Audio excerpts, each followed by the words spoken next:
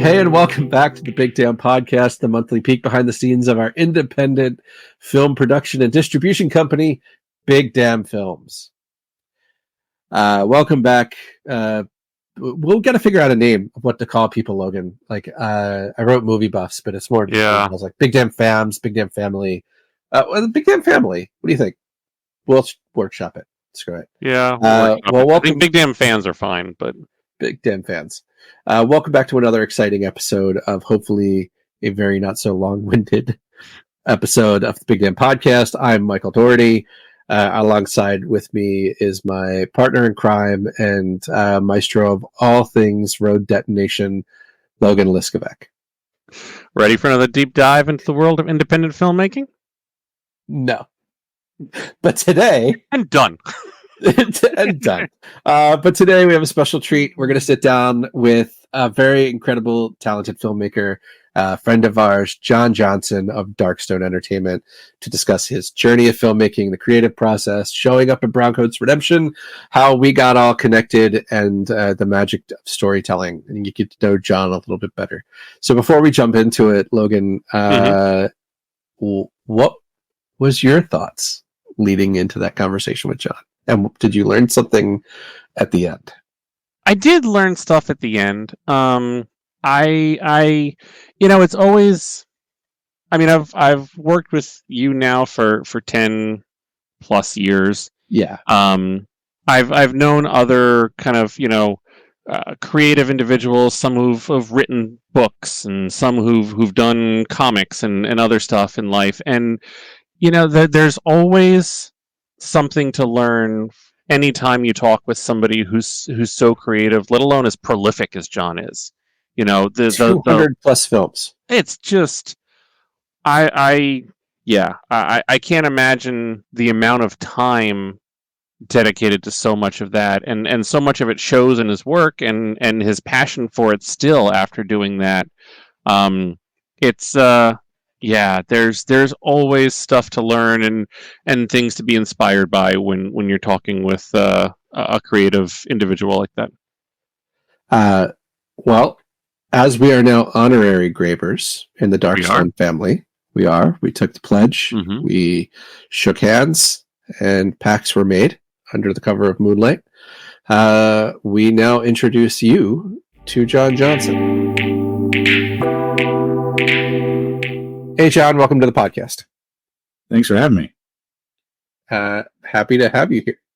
Yeah, so, the fun part of this, for those that don't know, is that Logan, John, and I have all been in the same location at least one time before, not counting the filming of Night, but for Browncoat's Redemption.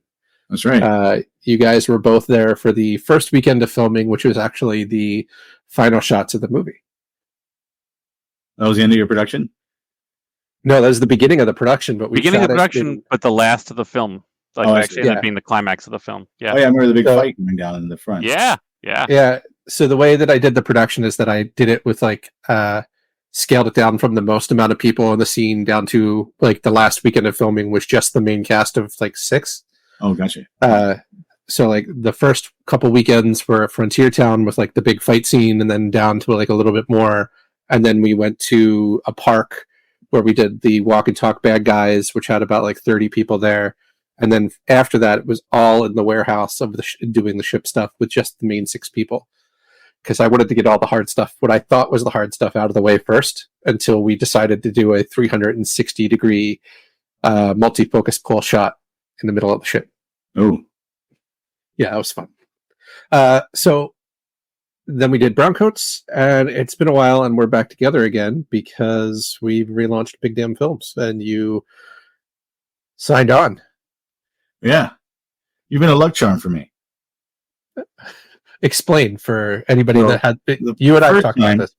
I went into a little bit of depression. We had a guy take the rights to our Plan 9, for about a year. He said he was going to raise the money for it, and he didn't, and then just came back and said, sorry, we're done.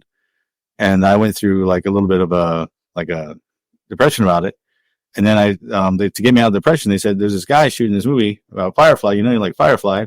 why don't you sneak onto his set and just get to see movies again, get to be around it.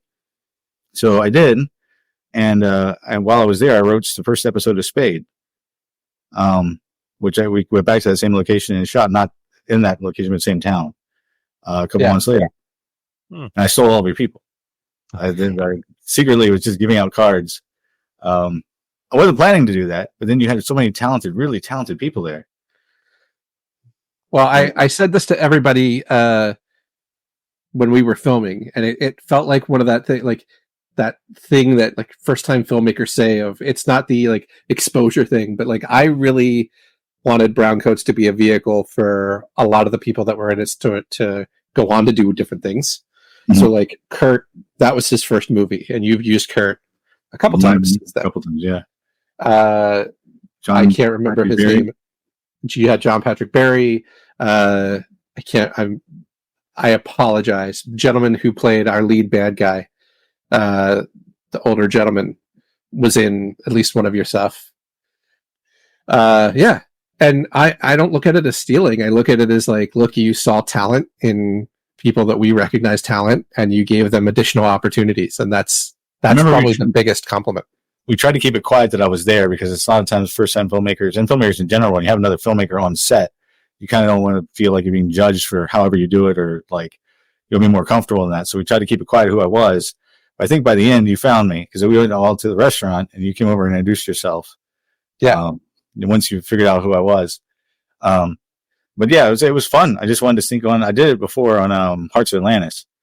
I went on as an extra for like 5 days, and I just worked and just watched them how they did stuff. I just thought it's fun to do as long as they don't know who you are. Well, for me, you gave me the lifelong dream of, I had the man in the yellow coat, like as the fan of Curious George, like before I started to connect who John Johnson was on my set, there's this guy, the man in the yellow coat. And I'm like, that is the biggest Easter egg that I think me and maybe 2 other people are going to get. Yeah. Which was great. And then got a nice scene with Mariah and Valerie in it when they were doing the panning around. So Misty got to be a good moment. Mariah also interrupted your set by having her phone go off in the middle of a shoot. Yeah. I just left her. I just like, this is all you. I just walked out. The embarrassment was so hardcore for me, because y'all it took it well. They just all turned to look down, because they're on a higher platform, and they all turned to look at us, and I was just like, well, I will tell you that she is in good company, because for anybody that has seen the behind the scenes features on Brown Coats Redemption on the DVD or Blu-ray, we did interviews with like the cast and crew of the original TV show. And one of the first interviews we did was with Alan Tudyk. Oh, yeah. And when we were doing the interview, we were told to turn all the cell phones off. If a cell phone goes off, interview is over. Mm-hmm. And this is by the handlers and the people running the convention. Right. And like, they said it multiple times. And like, I don't remember if it's in the interview, but like, we have the B-roll of it where he's like, all right, everybody turn off your phone. We're mid-interview, and the guy running the convention's phone goes off. And then Alan's kind of like laughs it off. And then 2 seconds later, the person that the owner of the convention assigned to be Alan's handler's phone goes off. Oh, man. So like the 2 people that yelled at us for like hours about turning everything on, turning it off, like their phones go off. Their phone. Like the second time, like Alan just lost his patience, and we just thought it was hysterical. I actually met Alan on Hearts of Atlantis. Yeah? Huh. Yeah, so he had a house for the actors, and I was in there, and he was in there, and I didn't know who he was. We just kind of goofed off a little bit, and we were playing poker. And the kid who has passed on, I can't remember his, now I'm old man. Yelchin? Anton Yelchin. Anton Yelchin was the main kid who came in, who looked just like they told us at the beginning, don't talk to the talent, don't do anything with the talent. Alan wasn't considered talent at that point. I think he was just there. He had like a bit part, and then they said don't talk to the talent. And then we thought it was the son or the lookalike came in and started teaching him poker, and then the AD comes in and sees me with Anton teaching him poker, and the newspaper was there at the same time. And so she like yanked him away and said, "You shouldn't have been doing that." They kept me on, but the newspaper put John Johnson, local filmmaker, disrupts set and teaches lead actor how to play. It was just like, God, why? Thank you for the press, but Yeah. no, I mean, and honestly, like when I found out you were on the set, I was happy. You know, as a filmmaker, I think it's a good compliment if somebody steals the cast. I think it's a great compliment if somebody like yourself not only shows up on set, but goes, okay, this is worth me staying for the rest of the day. You know, I got, yeah, you were, but I mean, like you were there for the weekend, but like I got very fortunate that, when we did the proof of concept for ZCon, Justin Timpane and Daniel Ross brought out, who did Ninja's Verse, who have also gone on to steal people that were in our set. They brought Ed Sanchez, the director of The Blair Witch. He came out on set, hung out for the day. Oh, cool. So I am always welcome because I think it's like a great community, you know, like I'm not big on ego. I really don't think it should be like a closed set. I think there's an opportunity to learn at every opportunity. Absolutely. You know? But not a lot of filmmakers think that way. So it gets a little, I worked with a lot of filmmakers that will co-direct scenes with me, even though I'm the director. And when I tell them is that you get the sequel, I'll get to this one. And they usually take that as a good way to like, they're like, oh, okay, I'm overstepping a little bit. But no, I've collabed with a few filmmakers before TikTok came involved. And then like, there was always like an awkward meeting at first. Yeah. Like, a little mating ritual where you kind of like sniff each other out. What camera do you shoot with? Camera you shoot with? And like, okay. And then we'll send each other like a little packet of what our stuff is like before. I remember working with Trevor Moore, who eventually who passed recently as well, who did Wise Kids You Know, or I think it's him and I met. We were on PAX Television together, which is a Christian network, and neither of our shows were very Christian. So we both got fired different times. He got fired for going way too far with a joke. I got fired because they got the highest Nielsen ratings in that they've ever had on the network. And the owner of it in Texas wanted to see what the show was. Took one look at it and then pulled us. Wild. So Trevor and I had that. Like, we were working on a film together before he went to LA. And then he ended up, he went to New York first and became Lauren Michaels' assistant for a while. That's awesome. Yeah. So tell me about TikTok. Like you and I have talked about this a little bit, non-podcast, but you are, to me, and a lot of other people, kind of the godfather of filmmaking on TikTok.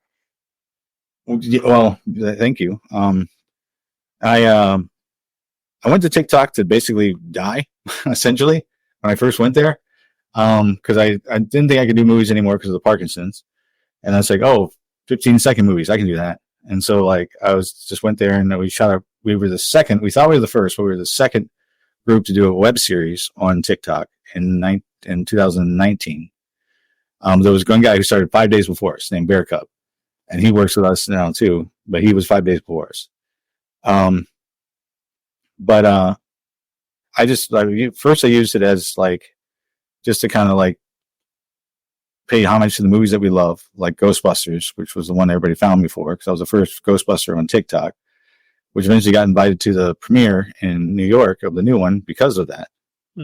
And then, but yeah, it's just kind of like a way to do it. And then the fans found me and through my lives, because I'd get very drunk and go to lives, and they would record my voice and then use it to make up their own TikToks, which is hilarious. That they heard about Spade, and they did like a 30-man walk where they all dressed up as Spade, and then they walked, and then somebody else do it to them to get me to come back and make movies again, which we started with Spade, and they did, and then Sharky Son of a Bitch came out of it, and Night, and they basically brought me back, and they realized like I can do it. That's amazing. Awesome. Yeah, I every time I said this to Wee before, who is your right hand, but like it is a very intimidating place for me. Like I'm not one of those people that's like I've never wanted to be an actor. Like you were very kind and let Logan and I in a scene in Night. That Yeah, hopefully it's it did great. okay. Oh, thank you. So it's one of those things. It's like I'm really good when I need to be, but it's not something I seek out. And if I have to like make my own stuff, like this is where I think you and Bry and others like excel. Like filming myself is the most frustrating thing in the entire world. But I really appreciate like the level of creativity that you guys do when you do shorts for, skits, and then you guys just did a Halloween one and I missed it because I wasn't feeling well. But the collaboration that you guys do on that platform is amazing. Yeah, I don't see that anywhere else.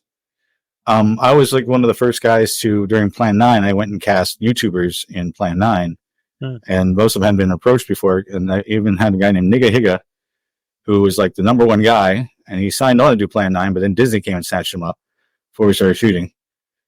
He must have changed his name, because I don't necessarily know that would be a Disney name. What does he go by now? I think just Ryan. I think it's just first name. Okay. I think his account is still that, though, which means something different. He's Asian, so like it means whatever it means is different than. But I guess it's a bad word to say. But that's why I think it's what we did. Is everybody it gets people's attention. It got mine for like 30 seconds, so I don't blame him. So anyway, he got picked away by Disney. Yeah, but then James Rolfe and the guys, Chad Bader, Matt Sloan, and Aaron, that was like the first person to bring these people on to a production. And so when I got to TikTok, I for the first thing I did, the # I just started contacting TikTokers and just saying, hey, do you want to do my short or my series? And almost all of them just immediately like, sure. Because the difference between YouTube and TikTok is that YouTube, the actors, or not really actors, they're, I guess, influencers is what they're called now. It's kind of like a 50-50 chance whether they can act or not. But if you're going through somebody's TikTok, you can kind of tell if they can act already, because you have to do a lot of emoting constantly. So we've been very lucky with that. And I mean, I made some really good friends through all that. It's amazing. So that brings us up to where you and I reconnected. Yeah. Not that we disconnected. We were like Facebook friends and all that other fun stuff. And I've kept an eye on what you're doing and supported where I could. But I saw that you had an Indiegogo for Night of the Blue Moon. Yeah.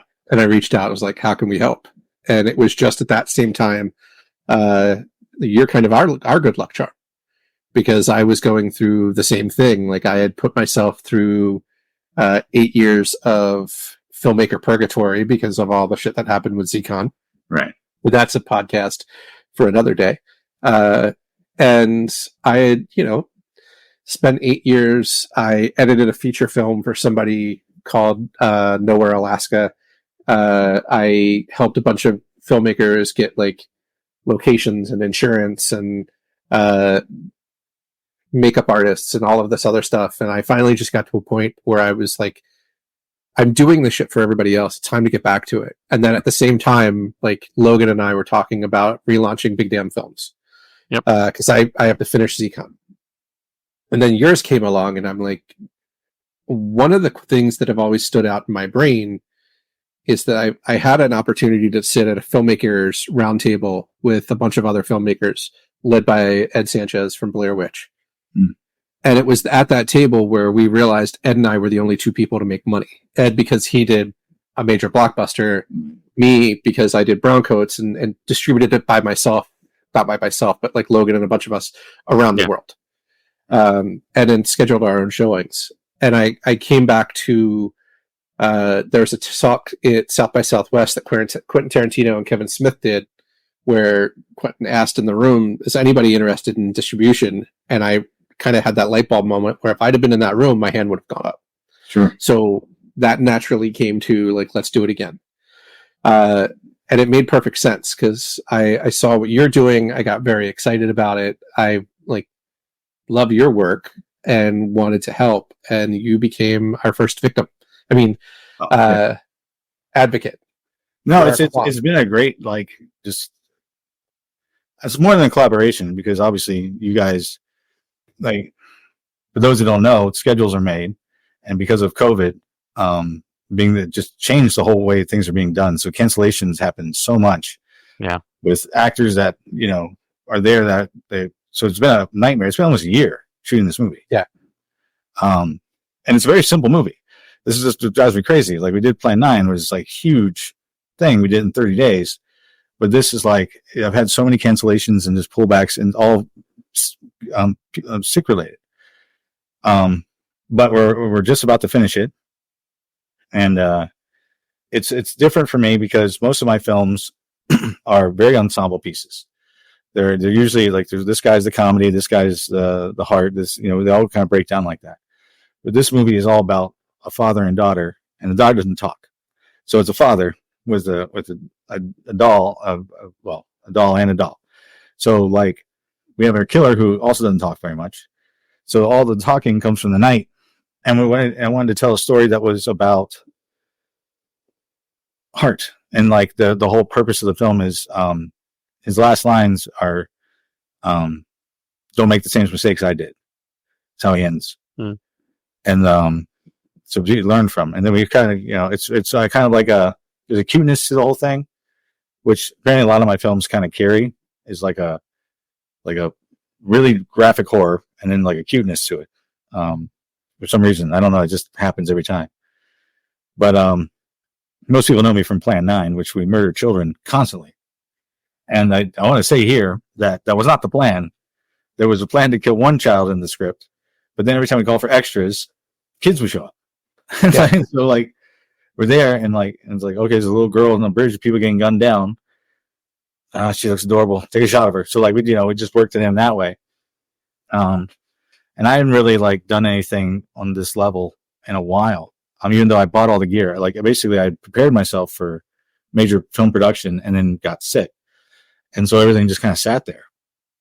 And Shark is kind of a weird one because that's people are shooting with their cell phones and sending stuff in. It's not quite the same as Night. Night's a straightforward feature narrative. And I've done a bunch of rewrites on the script. So it's kind of been a blessing at the same time. So I think I've evolved a lot as a filmmaker, and hopefully it'll show. But there's a lot more character study. And my daughter, we originally was shooting, was very tiny, and very, like 2 facial expressions.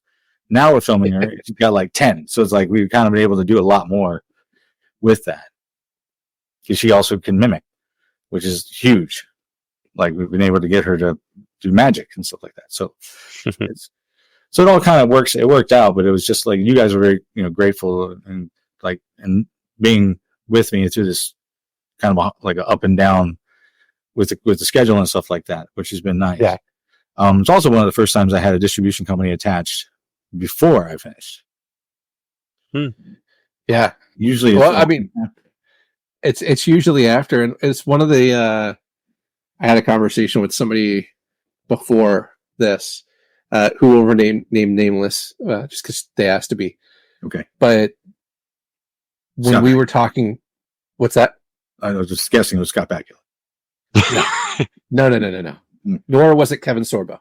But the conversation was that most distribution companies nowadays just take a movie and throw it out there. Like unless you have like a major name attached to it who could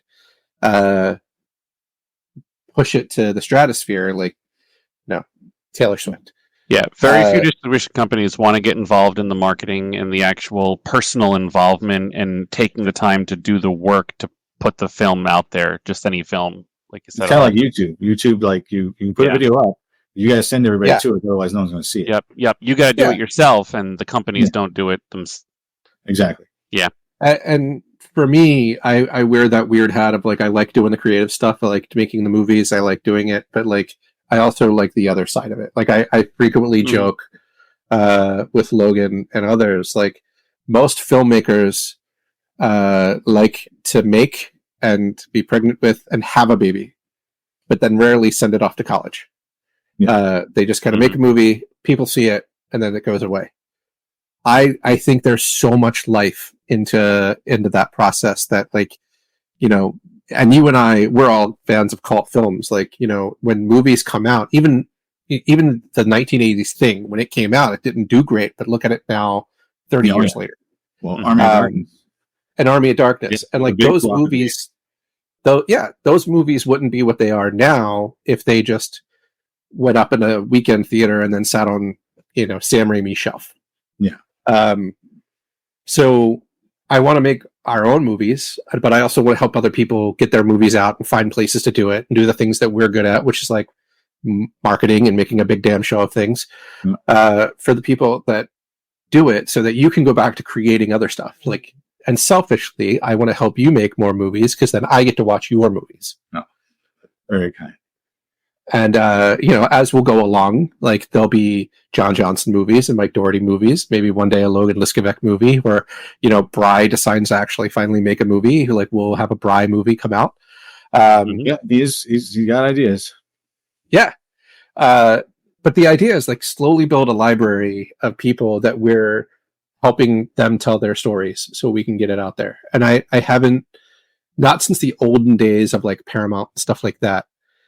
And A24 is kind of doing it now, but we're kind of different. And I'd rather us be involved. I made a joke offhandedly earlier about Jerry Maguire because it was it feels like that personal attention that you just don't get. And that's what the whole movie's about. And like, cause he only had the one client at the time and then it just worked out for him. But like, you just don't get that. You don't get that at all. There was a phone call. Well, I can't really say, but I was on a phone call for another movie and, they were talking about me as selling it from domestic to,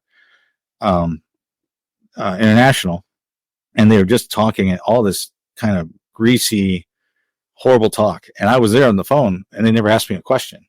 And at the end, they just said, "Is it okay with you, John?" And I was like, "Uh-huh. All right, goodbye." And they just hung up. And I just felt so like I need to put my money on the table and walk out. Like, it felt real bad about the whole thing. And granted, they did, I guess, put it out there. They did the work. But it was it was the polar opposite of what you guys are doing. Yeah, we're hearing that a lot. Like, we're hearing that, like, we are the opposite end of the spectrum from what most people experience. Yeah. And look, I mean, we're starting with you, and we've gotten asked to distribute other people's stuff, and we have told them we want to get John's first one out. We want to like make sure that we can take care of. It'd be very easy for us to be like, "Hey, we've got John Johnson. Now let's go get the rest of the baseball team." Sure. But the personal part that you're talking about of us having a focus and wanting to make sure that your stuff's getting done. And it's very important for Logan and I to make sure that you have what you need to finish the film. Now, when the film's done, that's a different story. But like, we want to make sure, because we're not just, it's like the Hair Club for Men. We're not just members. Like, we're not just the president, we're members. Like, right. Also a client. Want to see, he said also a client. Yeah. And that's the way that we're going to take it with everybody down the line. And making sure that, like, the other part that's important for us is that not every filmmaker wants the same thing. Not every filmmaker wants to go to the festivals and take a year of their time doing that and then go, like, some filmmakers want to go straight to DVD. Some filmmakers want to spend a year in the festival circuit. Some film festivals want to just have a big premiere and then, that's it. So our goal was to listen to what each filmmaker wants and how they want to tell their story. Help them tell their story, and then kind of go along in that direction instead of just everybody has the same cookie cutter process. Yeah, I basically, every time I released a film, I just never thought about it again. I was one of those guys, I was on to the next one. I've made 250 films. Yeah. And the reason for it is that I didn't spend any time with them. Once they released, I was like, well, hopefully they'll get to the right people, and I just go on to the next one. I just did that constantly for a long time. Well, unfortunately for us, we have a library of stuff that we can help put out to the world now. Yeah, I've got a few movies now. They're all like almost done. I got a bunch of almost done. But it'll be what I'm looking forward to, John, is this time next year, all of those almost dones are dones, and we're talking about like what's next. That would be exciting. Which also that was one thing about us. Was like the first time I had talked about the future in a very long time. Like pandemic kind of put everything like I did a lot of retrospective, but never like sat down and said, what am I going to do now? Yeah. And this was the first time I really did that. And so you guys kind of gave me, it was a good luck charm. Yeah. You came to me when I went down the first time and you came to me again when I went down the second time. So hopefully there's not a third time because we want to keep you around. Yeah. But look, I mean, it's the same thing for us. Like, I have no problem. Like, I'm not shy about admitting, like, I deal with issues with mental health and depression and stuff like that, and getting the shit kicked out of me on the Zcon stuff. And Logan's been very patient for 12 years. Jesus Christ. But coming back to it and like knowing how, after we had the conversation with you about coming on board and doing this together and having a 5-year plan, like that was the first time in a very long time that I'm like, I can look at 5 years, 10 years, like this is now something I see past the first movie. Because if you'd have come on set on Browncoat's Redemption, and I looked back, like I did a very retrospective thing, which was stupid, but a couple days ago, and I looked back at like interviews and stuff that I had done. Like I never looked past that. Like I wanted to finish Browncoats, and I didn't know what was next. I would tell everybody like I have a year's worth of promotion because that's all that a certain studio gave us is a year, and then I have a very drunk interview at the end of 2011 when I was at Dragon Con, and somebody put a microphone in front of my face when we were at the after party, and that's when I stood up on top of a table and announced ZCon, and I was trashed.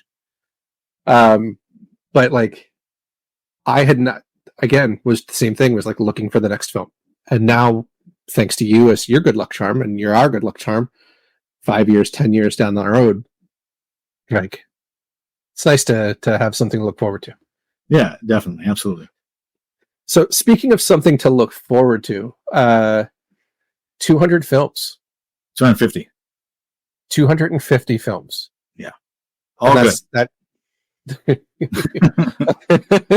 and that like long form, short form, and everything in between, right? Yeah, basically, I count short films, but also the television series that has like 20 some episodes, all just counts as one. So it kind of evens out. Sure. Okay. Where does John Johnson come from besides Virginia to come up with 250 films? I just was born with it. I don't know how else to explain it, but when I was very lucky to kind of know what I wanted to do at like 5. When I was 7 years old, I wrote a play based on Ghostbusters. I used the 2 solid lines and dotted line to get your, during recess, I stayed in and wrote this play, performed it in front of the whole school, the vacuum cleaners and stuff like that. I got teachers to build stuff. And then the next year, I made my first movie called Zap, basically ripping off V, the TV series. And I had like a laser tag gun. And that's as much as I can make sense of it. But then take a couple years off because, puberty.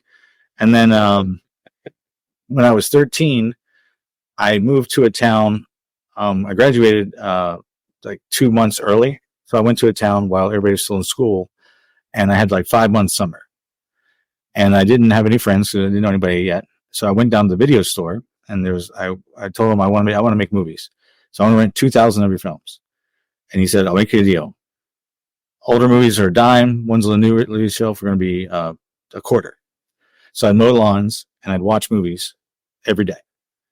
Like I started off getting 1 from every genre, and then when then I get like 2 from horror, and the rest of the genre, then 3 from horror, and I ended up just going straight. Horror was my way, and I watched everything. And then after that, I made a movie every weekend for my entire high school career. I had a feature, 2 features. I'd shoot it, I'd screen it, see what I did wrong, and then not do that again, and just kind of rinse and repeat.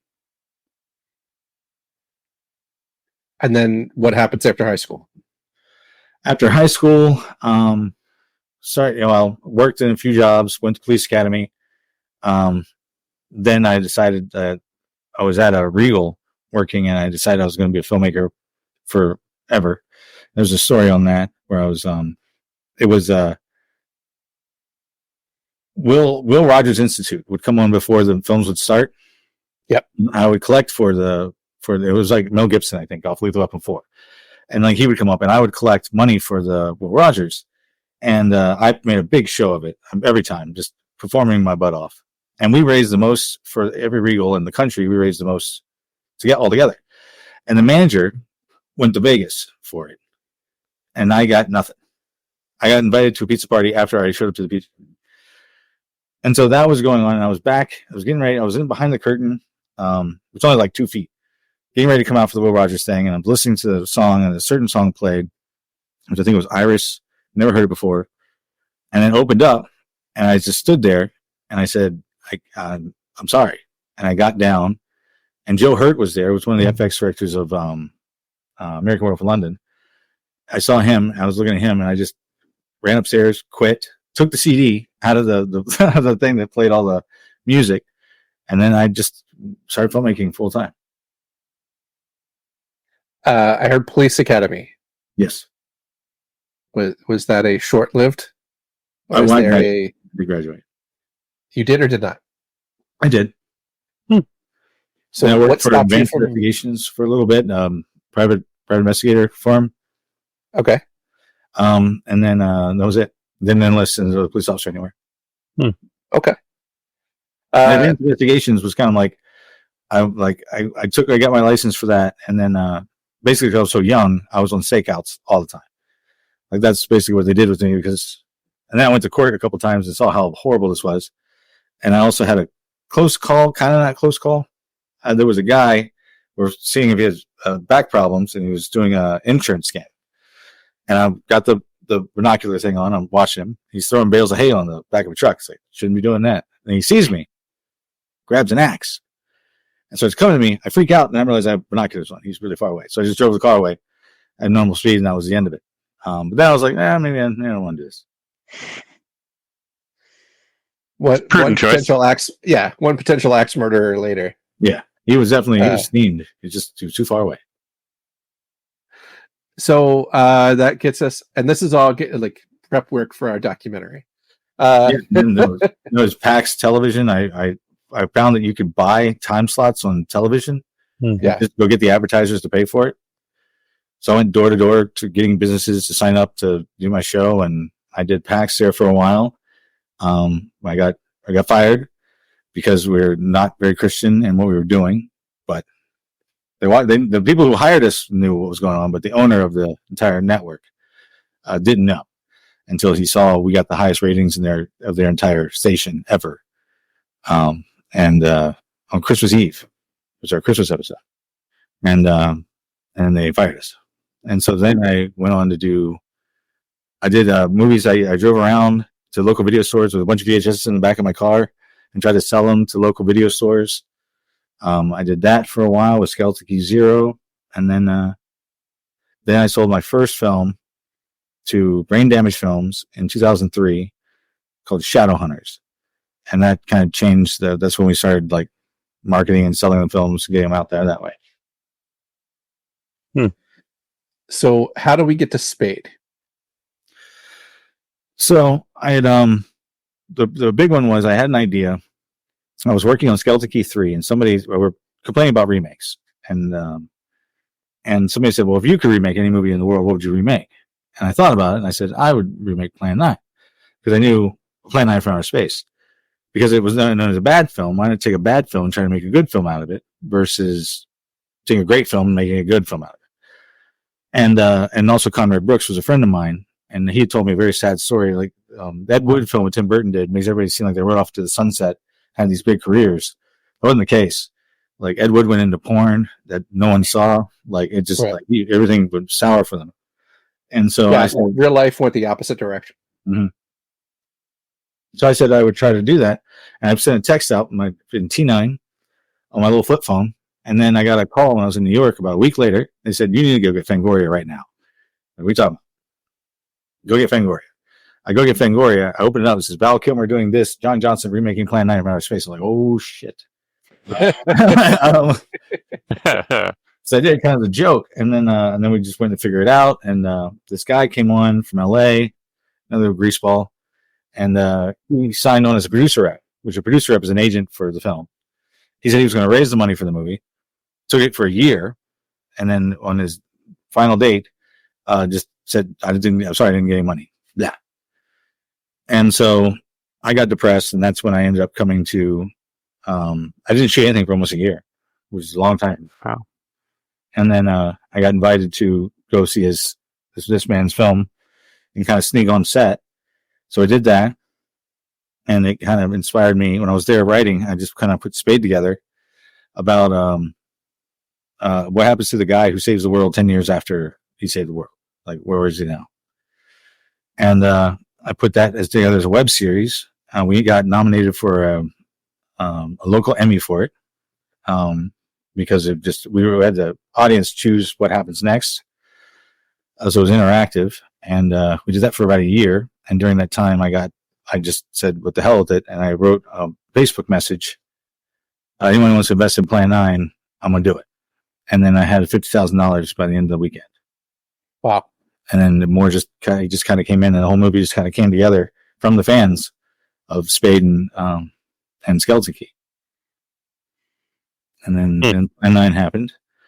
I did a few other projects since then, and another series that I'll be talking about eventually, more so when I get able to go public about it. But then Parkinson's came, knocking on my door. It was very shaky. It was a lot of knocks. And then I got the Parkinson's, and I got very I didn't think I could do it anymore. I just kind of went into that like coma kind of thing, and then did TikTok, and then just really connected with fans of my work, and like in a way that you couldn't really do before. Like when they come to your live and they ask questions, and you just talk to them, and you just kind of introduce your life to them. And yeah, it saved my life. It absolutely did. Well, I'm glad. Absolutely glad. So speaking of saving your life, tell us about the Gravers. The Gravers I didn't, they had these families on TikTok, and I was not a fan of families because I saw what the families were doing, and they sound really weird and kind of cultish. And I was like, I don't want a family. But another TikToker said, you need to put a group together. You need to put a group together. And so I thought, well, we're always up at night, so graveyard. So we'll just call ourselves Gravers. And I put it out, and yeah, Gravers have like, I don't know what it is now, 59 million views or something like that. Yeah, just look up the hashtag. But actually, let me do it right now. But yeah, so like they just kind of came on, and Gravers can make other Gravers, so they can keep adding to the family. I hate calling it family, but I guess that's what they call it. Community. Yeah. But these guys basically all started off by, I kind of look at it as like, I'm the Waffle House that they're all at. They came for the Waffle House. They're in different groups. So I'm typing in Gravers in TikTok right as we speak. So would that make we the shield maiden of Waffle House of Gravers? Yeah, no, it was funny. She worked at Waffle House, I think, when she was younger. Yeah, no, poor girl, really got invested in what 122 million views. That's a terrible number. I don't think you've done enough. Yeah. Wow. Carrie, just saw me flopping around and it's like, and I was trying to come back, and she kind of just came in and helped. Like it was just I can't marry her because I'm already married and she's married. Yeah. I'm basically, I owe my life to her. And so her just coming in and just handling my website. She does the Facebook, she does the pushes, she helps with designs. Like she makes props and books and stuff like that for the. That's awesome. She just, we're a big fan of the Wii. Yeah. She's like a Swiss Army knife of talent. Like she has all these different things that she can do. And yeah, so that's basically it. She basically did the heavy lifting to get me up on my feet. So we've gotten through the past. We've kind of talked about what brought us to the present. Where does John Johnson go from 2024 to the future? Now that you and I are both looking at a future, you and I have at least, me, you, Logan, and Carrie have at least a 5-year relationship, which I hope is a 25 minimum. Yeah. What's the future look like for Darkstone? What's the future look like for John Johnson? Well, a lot of movies that didn't get finished, or they got close to being finished, but then I went into that depression. I'm wrapping them all up and handing them over to you guys to hope for the best. One of which is Rifters, which we shot a long time ago as a Trancers pilot, a pitch for the movie Trancers. We sent it to them. They never watched it. They just didn't have time for us. So we went back and shot another 8 days, and we only shot 16 days in that whole thing. Like, it's amazing how we got all that done. Yeah.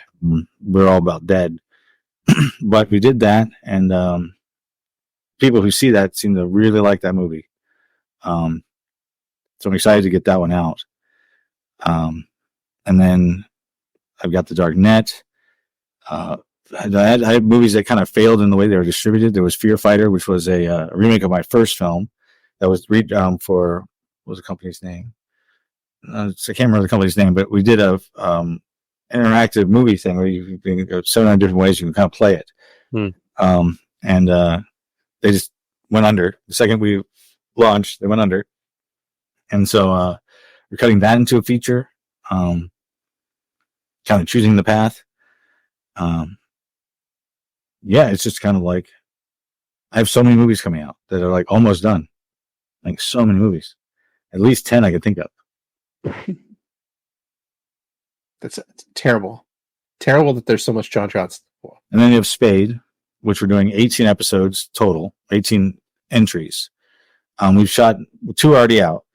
We shot a bunch more of like different pieces of it. But after the 18, I'm going to retire Spade, make it public domain, and then other people can take over after me. Who would you like to see be Spade after you? I don't know. Maybe an old Spade, not Ryan Reynolds. Oh, I get compared to him and Deadpool all the time, and so I don't think that'd be a bad match. I think he's got to keep Deadpool, and I got Spade. And even though he nail anything he does, but yeah, I don't know. I'd like to see like a really old Nathan Fillion would be cool. They get all gray and like the old Spade. That'd be fun. That's all right. Let's put an earmark in that. Old Man Spade is the first non-John Johnson Spade movie. Yeah, that would be amazing. All right, Logan, you've been pretty quiet. I guess the one thing I'm interested in is I'm personally not a big horror fan. Okay. So from somebody who was inspired by horror from such a young age, what about it, or how does it speak to you in such a way that made such a mark on how you tell your stories? There are 2 things. One, every horror film has a heavy subgenre. Horror comedy, horror action, horror drama. But the other one is, when you sit down and watch a sci-fi movie or a comedy, you have to prove the reality to them. Whatever the reality is, you have to prove it. Mm-hmm. Horror, you can say the sky's purple and everybody believes it. No, they're ready to get into the story. They're like, when you sit down and watch horror, they just accept everything you tell them without any doubts, and you can just go on from there. So it's more of the fantasy world that every movie I've got is in a fantasy element to it, and I love that. I love being able to just tell the story where they have a purple sky, and you don't have to explain how the sky's purple like you do in a drama or a comedy. You just, even sci-fi, you have to really explain what's happening because they want to know how it works. But horror, you just say, "There's a spaceship, we're in space," and they're like, "Okay, what's next?" And so that appeals to me a lot. And also, watching my films, there's not a lot of I haven't done really straightforward horror ever. There's always been horror comedy or drama. Like, they always have really I get yelled at all the time when they review Plan 9. They're like, "Well, then it's like really emotional, and it's funny right next to it," and I hate that. And I was like, well, I love Fright Night, and Fright Night did tons of that. You went from "I'm scared, Charlie" to "dinner's in the oven." Like, you just went from one to the other. Like, and I love that, and I love being able to flip like people make sad, and then get them happy, and then go somewhere else. Like, not just keep the same tone the whole time. I like that. Yeah. Also, I need to introduce you. So you don't like horror. I'm going to send you some movies to look at to see if I might be able to open you. A couple people have come to me before and said they didn't like horror. So I've sent them films that, not mine, but other films that I think that fall in horror that you know I've seen before that might fall like in a way. My favorite filmmaker of all time just passed, Anthony Hitchcock, and he did Waxwork 1 and 2, and Warlock, the Armageddon. So yeah, I would like to talk to you a little bit and send you some movies and see if you like them. Yeah, absolutely. I mean, I'm a big fan of good films. You know, Yeah. generally speaking, like there's a lot of different things that can make a good film. It can be a good story, it can be a good Yeah. performance, it can be good special effects. Even sometimes, there's lots of different ways that really can make it something. So yeah, I'm always open uh, to looking, to trying, to seeing, because when somebody takes the time to create a film, to put something out there, like that creative expression has a value, and there's always something in there to find. A lot of times with horror, you get more of a voice of the director because the studio doesn't care. They just kind of like Fright Night. That's my favorite horror film, favorite vampire film. Mm-hmm. It was the end of a line of like how many movies they put out 20 that year, so they didn't have much of a budget. Mm-hmm. Just let them do whatever they wanted. And in fact, they even I think at the end when Jerry Dandridge blows up in flames, they went and got the puppet ghost from Ghostbusters that was just in storage, and for the librarian, and use that as like a thing because they had nothing to do. They had everything's on the lot. You can tell things are there. But they had Roddy McDowall just acting his ass off, and they had Chris Sarandon, and just everybody gave it their all, and that's why I love the film. It's really the acting behind it all, and the effects is they also took like the old Hammer films and kind of like brought that into like a modern thing, and I don't know. That's one if you haven't seen, I would recommend. Yeah, I don't think I have seen that one. It's William Ragsdale. It's graphic. It's gore though. Do you not like it's gore? Something that you don't like? I mean, I can generally handle it. It's not something I'll search out, but if it's involved, I'm not opposed. Mostly it happens when the vampires die. It's a funny thing about that movie. Like when humans die, they die like real off camera. When vampires die, it's super graphic. Right. But no, that's a strong movie. Chris Sarandon obviously is Humperdinck, who's the main vampire, Jerry Dandridge, and there's really this kind of like battle between which actually Anton Yelchin did it in the remake. He played Charlie Brewster. But it's like this, like they're like there's a good guy and a bad guy. Which a lot of times in horror films, there's like a group of people and then a final person who just happens to die last or survive until the end. But this is like straightforward. You have a guy fighting the vampire the whole time, like they're just against each other, and I love that because you don't really get that too much. Yeah. I have noticed with the ones that I've seen, some of the the big zombie things that everybody, Walking Dead or some of the other ones, there's a lot of big family aspect to it. Has having your own family impacted how you tell family stories in filmmaking? Completely. It actually is giving me so there's a couple movies that I've worked on where my wife has died on camera, and it's all fine. But then there's one where like she had like off camera to scream while this creature's attacking her. It was another film we were working on, and I didn't like that. I didn't want to see it again, and I didn't want to like that. First time I'd ever found a limit to that. And now, there isn't like a limit to what I'm doing. I haven't found it yet, but I watch other movies and I see things happen. I'm like, oh no, it's more. I don't know if it's just old sap now or what it is, but yeah, it's like it's like a big thing. Like you're never supposed to kill a dog or a kid. Plan 9, I killed a lot of kids, so now I got to kill a dog. Man, I got to do it because one, Spielberg did it, which was just hats off to him. But then two, like because of the movie Independence Day, that dog should have died. Like they're leaping through the fire thing. So because of that, we have to balance the scale. Well, then you also have John Carpenter. Like that's when you introduce the bad creature through a very cute dog. Yeah.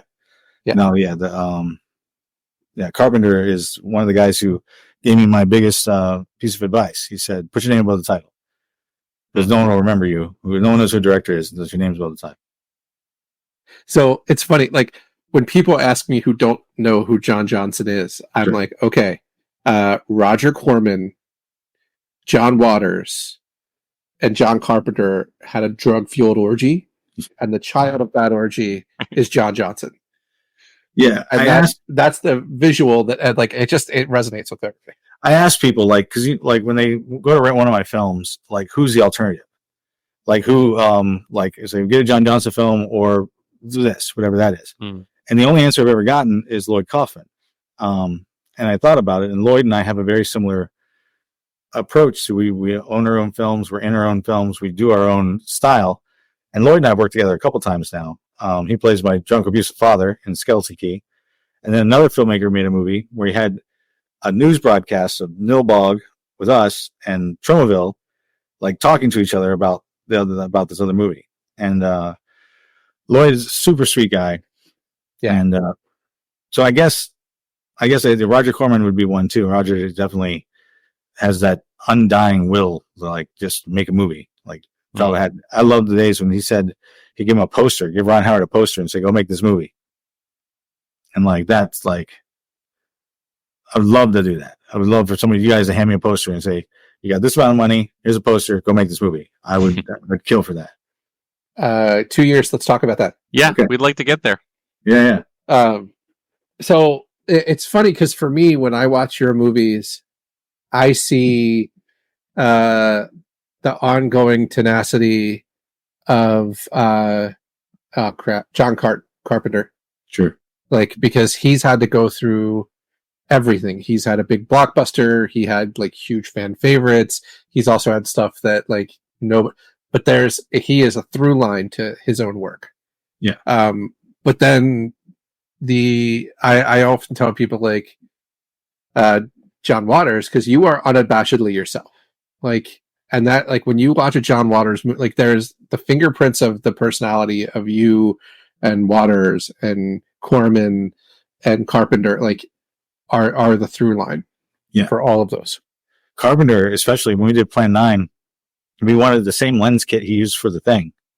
And so we contacted the company and actually got it. We're on rental, and it came with like dust on it. So like we had to clean it off, and then that's the lenses we used to shoot the movie with. It's amazing. We wanted that Carpenter feel. Yeah. All right. So before we let you go, do you have any questions for us?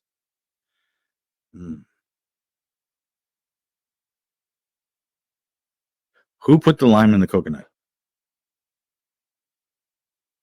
My question is, who shook it all up? Touche.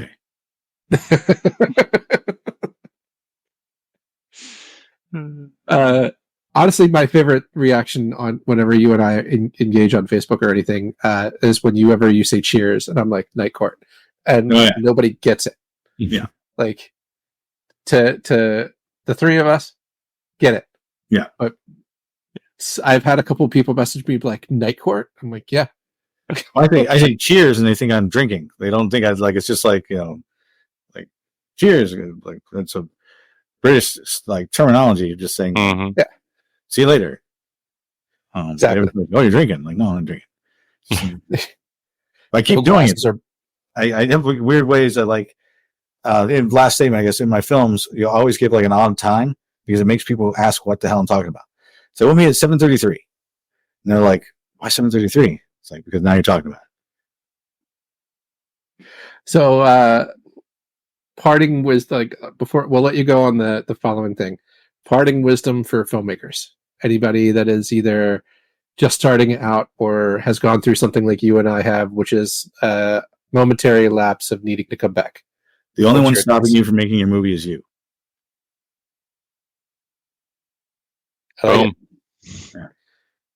Boom. I think once you realize that, it just happens. Yeah. Yeah. Awesome. Well, John, this is not the last time we're going to talk, but this is where the podcast ends. So I appreciate you having you on. Thank you.